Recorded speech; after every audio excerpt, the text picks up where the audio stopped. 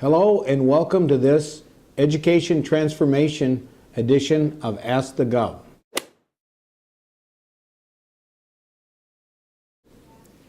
Our first question comes from SmithBoy58 via Twitter. He asks, why is it when Republicans hold the administrative office, the first thing that they make cuts in is education? First of all, that's just not the case. If you look at what happened in the state of Iowa in 2009, when Chet Culver, the Democratic governor, was in office, we had the biggest across-the-board cut in our state's history, 10%. And since education gets 58% of the budget, education took a significant hit. Then the next year, 2010, the legislature and the governor, both Democrats, underfunded school aid by $214 million. In the 2010 election, with a new Republican governor and Republican-controlled House, we fully funded the school aid formula, and we passed a 2-year education budget.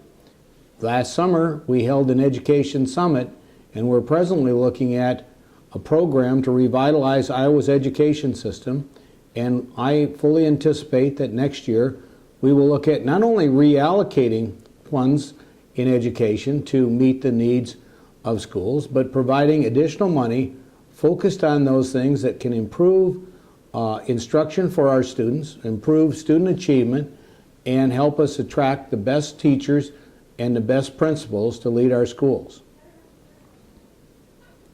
Our second question comes from Mike Billings via Twitter. Mike is the superintendent of Roland Story Community School District. Mike asks, can you comment on Iowa's need for a skilled workforce?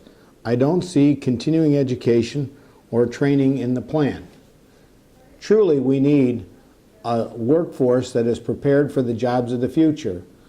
The education plan that has been unveiled primarily focuses on how we can improve K through 12 education and make sure that students get a good start.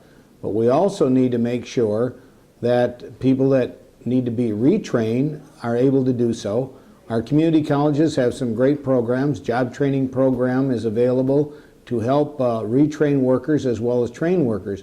We also have the STEM initiative, which stands for Science, Technology, Engineering, and Mathematics. We see a lot of the really good paying jobs of the future coming in those fields, and we want to make sure we're preparing Iowa's students for careers in the STEM fields. The third question comes from Sarah from Storm Lake via email. Sarah asks, in your plan you say you're going to have all students take the ACT test. Why do you think that students should take this test when some don't want to go to college? About 60% of Iowa students already take the American College Test, college entrance exam that's used by most of the Midwestern schools. We think it would be good for every student to take that so that some students may find out that they have the aptitude and the ability to go to college even though they may have thought that they didn't. And we think going through taking the ACT test would be a good thing for everyone, and that the state should provide the finances so that every student in Iowa will get an opportunity during their junior year to take the ACT test.